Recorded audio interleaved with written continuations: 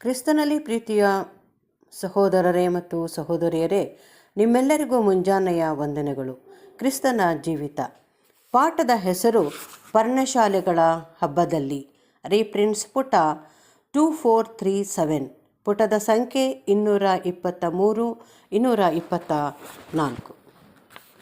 ಅನೇಕರು ಸುವಾರ್ತೆಯಲ್ಲಿ ತಮ್ಮ ಮುಂದಿಟ್ಟಿರುವ ನಿರೀಕ್ಷೆಯ ಮೇಲಿನ ತಮ್ಮ ದೃಷ್ಟಿಯನ್ನು ಕಳಕೊಂಡವರಾಗಿದ್ದು, ಇದರ ಬದಲಾಗಿ ಯಾವ ಆಧಾರವೂ ಇಲ್ಲದಂಥ ಒಂದು ನಿರೀಕ್ಷೆಯನ್ನು ಅಂಗೀಕರಿಸಿರುವರು. ತಮ್ಮ ಹಿರಿಯರಿಂದ ಬಂದ ಸಂಪ್ರದಾಯಗಳನ್ನು ಅನುಸರಿಸುತ್ತಿದ್ದ ಶಾರೀರಿಕ ಸಂಬಂಧದ ಇಸ್ರಾಯೇಲರು ಮಾಡುತ್ತಿದ್ದ ರೀತಿಯ ತಪ್ಪುಗಳನ್ನು ಹೊರತುಪಡಿಸಿದರೆ ಇವರ ನಿರೀಕ್ಷೆಯು ತಾವು ಸತ್ತಾಗ ಅವರು ನಿಜವಾಗಿಯೂ ಸತ್ತು ಹೋಗಿರುವುದಿಲ್ಲ, ಆದರೆ ಎಂದಿಗಿಂತಲೂ ಇನ್ನೂ ಅಧಿಕವಾಗಿ ಜೀವಂತರಾಗಿರುವರೆಂಬ ಅಂಶದ ಮೇಲಿರುವುದು. ಇದು ದೇವರ ವಾಕ್ಯದಲ್ಲಿನ ಅಭಿಪ್ರಾಯಗಳಿಗೆ ವಿರೋಧವಾಗಿದ್ದು, ಇದಕ್ಕೆ ಆಧಾರವಾಗಿ ಒಂದೇ ಒಂದು ವಾಕ್ಯವಾದರೂ ಸಿಕ್ಕಲಾರದು. ಆತನ ಮೇಲೆ ಈ ನಿರೀಕ್ಷೆಯನ್ನಿಟ್ಟಿರುವ ತನ್ನವರನ್ನು ಸ್ವಕೀಯ ಜನರನ್ನಾಗಿ ಮಾಡಿಕೊಳ್ಳುವ ಸಲುವಾಗಿ, ಅಂದರೆ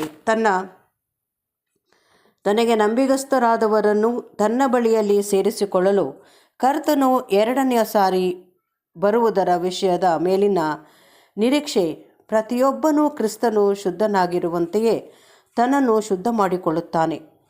ನಂಬಿಗಸ್ತಿಕೆಗಾಗಿ ಇರುವ ಈ ಪ್ರೋತ್ಸಾಹಕ್ಕಿಂತಲೂ ಮಿಗಿಲಾದದ್ದು ಬೇರೊಂದಿಲ್ಲ. ಸುವಾರ್ತೆಯಲ್ಲಿನ ನಿಜವಾದ ನಿರೀಕ್ಷೆಯೂ ಇದೆ. ಪರ್ಣಶಾಲೆಗಳ ಹಬ್ಬದ ಕಡೆಯ ದಿನವು 8ನೆಯ ದಿನವಾಗಿತ್ತು, ಏಕೆಂದರೆ ಅದು ಆ ಹಬ್ಬದ ಕಾಲಗಳಲ್ಲಿನ ಕಡೆಯ ಆಚರಣೆಯಾಗಿತ್ತು. ಹಬ್ಬದ 7 ದಿನಗಳು ಯಜ್ಞಗಳಿಗಾಗಿ ಮುಡುಪಾಗಿದ್ದುದು. 70 ಹೋರಿಗಳು ಯಜ್ಞವೇದಿಯ ಮೇಲೆ ದಹಿಸಲ್ಪಟ್ಟು ಅದು ಲೋಕದವರೆಲ್ಲರ ಪರವಾಗಿ ಯಜ್ಞಾರ್ಪಿತವಾದದ್ದೆಂದು ತಿಳಿಯಲಾಗಿತ್ತು. 8ನೆಯ ದಿನವು ವಿಶೇಷವಾಗಿ ಯಹೂದ್ಯರದಾಗಿದ್ದು, ಈ ಕೃತಜ್ಞತಾ ಅರ್ಪಣೆಯ ಸಂತೋಷಕರವಾದ ಹಬ್ಬದಲ್ಲಿನ ಅತಿ ಸಂತೋಷಕರ ದಿನವಾಗಿತ್ತು. ಇದನ್ನು ವರ್ಣಿಸುತ್ತಾ ಗೀಕೆ ಎನ್ನುವವರು ಹೀಗೆ ಹೇಳಿರುವರು: ಇಡೀ ವಾರವೆಲ್ಲವೂ ಉತ್ಸಾಹಭರಿತವಾಗಿರುತ್ತಿತ್ತು.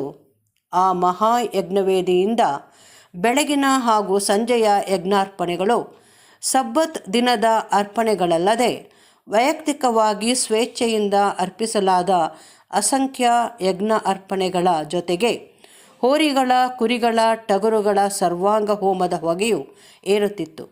ಯೆರೂಸಲೇಮಿನೊಳಗೆ ಲಭ್ಯವಿರುವ ಪ್ರತಿಯೊಂದು ಸ್ಥಳದಲ್ಲಿಯೂ ಅಲ್ಲದೆ ಅದರ ಸುತ್ತಲಿರುವ ತಗ್ಗು ಇಳಿಜಾರು ಪ್ರದೇಶಗಳೆಲ್ಲವೂ ಇವು ಧರ್ಮ ನಿಯಮದ ಕಲ್ಪಾನುಸಾರವಾಗಿ ಪರಿಶುದ್ಧ ಸ್ಥಳವೆಂದು ಎಣಿಸಲ್ಪಟ್ಟಿದ್ದು, ಮರದ ಕೊಂಬೆಗಳು, ಖರ್ಜೂರದ ಗರಿಗಳು ಹಾಗೂ ಸಕಲ ವಿಧವಾದ ಅಲಂಕಾರಿಕ ಸಸ್ಯಗಳು, ಇವುಗಳಿಂದ ಮಾಡಿದ ತಡಿಕೆಗಳ ಮತ್ತು ಸಣ್ಣ ಕೊಂಬೆಗಳ ಮಡಿಕೆಗಳನ್ನು ಒಳಗೊಂಡ ಗುಡಿಸಲುಗಳು ಅಥವಾ ಗುಡಾರಗಳಿಂದ ಆವೃತವಾಗಿರುತ್ತಿದ್ದವು.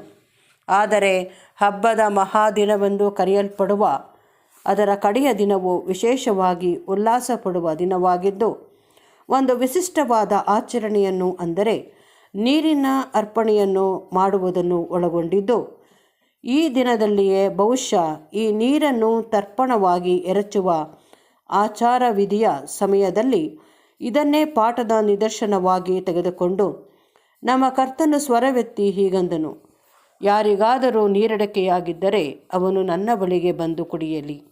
ಆತನು ಸಮಾರ್ಯದ ಹೆಂಗಸಿನೊಡನೆ ಏಕಾಂತವಾಗಿ ಸಂಭಾಷಿಸಿದ ವಿಷಯವನ್ನು ಇಲ್ಲಿ ತಾನು ಜೀವಜಲವನ್ನು ದಯಪಾಲಿಸುವವನಾಗಿರುವೆನೆಂದು ತನ್ನನ್ನು ಬಹಿರಂಗವಾಗಿ ನಿರೂಪಿಸಿಕೊಂಡಿದ್ದನು. ತನ್ನನ್ನು ಅಂಗೀಕರಿಸುವವನಿಗೆ ಆತನು ಜೀವದ ಬುಗ್ಗೆ, ಸತ್ಯಾರ್ಥಗಳನ್ನು ಚಿಮ್ಮಿಸುವ ಬುಗ್ಗೆ, ಪುನಶ್ಚೇತನಗೊಳಿಸುವ ಬುಗ್ಗೆಯಾಗಿದ್ದನು. ಪ್ರತಿಯೊಂದು ಮಾನವ ಹೃದಯಗಳಲ್ಲಿಯೂ ಬಾಯಾರಿಕೆಗಳು, ಅಂದರೆ ಹಂಬಲ, ಬಯಕೆಗಳು ಇರುತ್ತವೆ. ಈ ಬಯಕೆಗಳನ್ನು ಲೌಕಿಕವಾದ ಬುಗ್ಗೆಯಂತಿರುವ ಕೀರ್ತಿ ಅಥವಾ ಉಲ್ಲಾಸ, ವಿನೋದಗಳ ಇಲ್ಲವೇ ಸಂಪತ್ತುಗಳ ಮೂಲಕವಾಗಿ ತೃಪ್ತಿಪಡಿಸಿಕೊಳ್ಳಲು ಯತ್ನಿಸುವವರೆಲ್ಲರೂ ಇವು ಯಾವುದೂ ತೃಪ್ತಿ ತರಲಾರವೆಂಬುದನ್ನು ಕಂಡುಕೊಳ್ಳುವರು. ಆದರೆ ಯಾರು ಜೀವಜಲವನ್ನು, ಅಂದರೆ ಸತ್ಯವನ್ನು, ಕ್ರಿಸ್ತನಲ್ಲಿರುವ ದೇವರ ಕೃಪೆಯನ್ನು ಪಡೆದುಕೊಂಡಿರುವನೋ ಅವರು ಕೇವಲ ತೃಪ್ತಿದಾಯಕವಾದದಂತನ್ನು ಪಡೆದುಕೊಂಡಿರುವರು. ಕರ್ತನೇ ಈ ನೀರನ್ನು ನಮಗೆ ಯಾವಾಗಲೂ ಕೊಡುತ್ತಿರು. ಒಬ್ಬ ಸಮರ್ಥ ಲೇಖಕರಾಗಿ ಎಡ್ರಶಿಮ್ ಎಂಬುವರು ಪರ್ಣಶಾಲೆಗಳ ಹಬ್ಬದ ಕಡೆಯ ಮಹಾದಿನದ ವಿಷಯವಾಗಿ ಈ ಮುಂದಿನ ಕುತೂಹಲಕಾರಿ ವಿವರಗಳನ್ನು ನಮಗೆ ಒದಗಿಸಿರುತ್ತಾರೆ. ಪರ್ಣಶಾಲೆಗಳ ಹಬ್ಬದ ಕಡೆಯ ಮಹಾದಿನದಂದು ಆರಾಧನೆಯಲ್ಲಿ ಭಾಗವಹಿಸಲು ಬೆಳಿಗ್ಗೆ ಸೂರ್ಯೋದಯವಾಗುವಾಗ ತಮ್ಮ ಪರ್ಣಶಾಲೆಗಳಿಂದ ಹೊರಬರುತ್ತಿರುವವರಲ್ಲಿ ನಮ್ಮನ್ನು ಒಬ್ಬೊಬ್ಬರನ್ನಾಗಿ ಭಾವಿಸಿಕೊಳ್ಳೋಣ. ಯಾತ್ರಿಕರೆಲ್ಲರೂ ಹಬ್ಬದ ಪೋಷಾಕಿನಲ್ಲಿರುವವರು.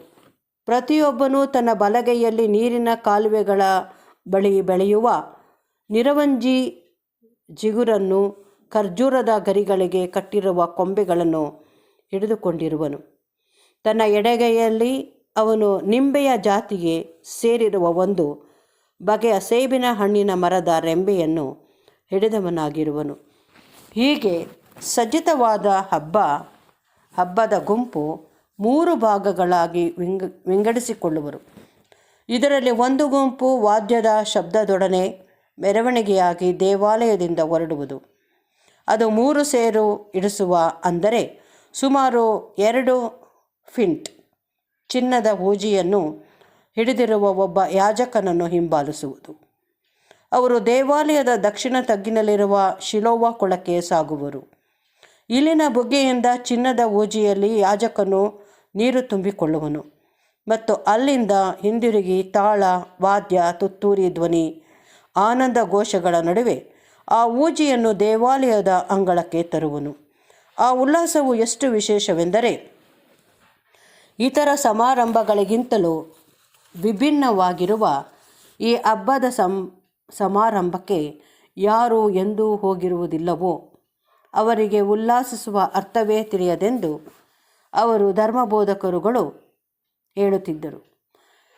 ಹಿಂದಿರುಗುವ ಆ ಕಾಲವನ್ನು ಎಷ್ಟು ನಿಖರವಾಗಿ ನಿರ್ಧರಿಸುತ್ತಿದ್ದರೆಂದರೆ ಬೆಳಗಿನ ಸರ್ವಾಂಗ ಹೋಮದ ಪಶುವಿನ ಭಾಗಗಳನ್ನು ಆ ಮಹಾವೇದಿಯ ಮೇಲೆ ಜೋಡಿಸುವ ಸಮಯಕ್ಕೆ ಸರಿಯಾಗಿ ಬೆಳಗಿನ ಸಾಮಾನ್ಯ ಆರಾಧನೆ ಮುಗಿಯುವಾಗ ಅವರು ಅಲ್ಲಿಗೆ ತಲುಪುತ್ತಿದ್ದರು.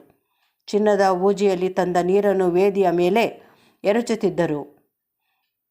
ಮಹಾಸ್ತುತಿ ಗೀತವನ್ನು ಉತ್ತರ ಪ್ರತ್ಯುತ್ತರವಾಗಿ ಕೊಳಲು ವಾದ್ಯದೊಂದಿಗೆ ಪಠಣ ಮಾಡಲಾಗುತ್ತಿತ್ತು.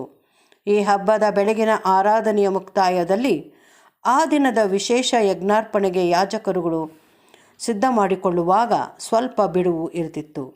ಈ ಬಿಡುವಿನ ಸಂದರ್ಭದಲ್ಲಿ ಆ ದೇವಾಲಯದಲ್ಲೆಲ್ಲ ಕೇಳುವ ಹಾಗೆ ಒಂದು ದೊಡ್ಡ ಸ್ವರವು ಕೇಳಿಬಂತು. ಅದು ಯೇಸುವಿನ ಸ್ವರ. ಆತನು ಆರಾಧನೆಯಲ್ಲಿ ಮಧ್ಯಪ್ರವೇಶಿಸಿರಲಿಲ್ಲ, ಯಾಕೆಂದರೆ ಆಗ ಅದು ಅಲ್ಲಿ ಸ್ವಲ್ಪ ಸಮಯ ನಿಲ್ಲಿಸಲ್ಪಟ್ಟಿತ್ತು. ಆಗ ಆತನು ಅವುಗಳ ಅರ್ಥ ವಿವರಣೆಯನ್ನು ನೀಡುವವನಾಗಿ ಅವುಗಳನ್ನು ಆತನು ನೆರವೇರಿಸಿದನು.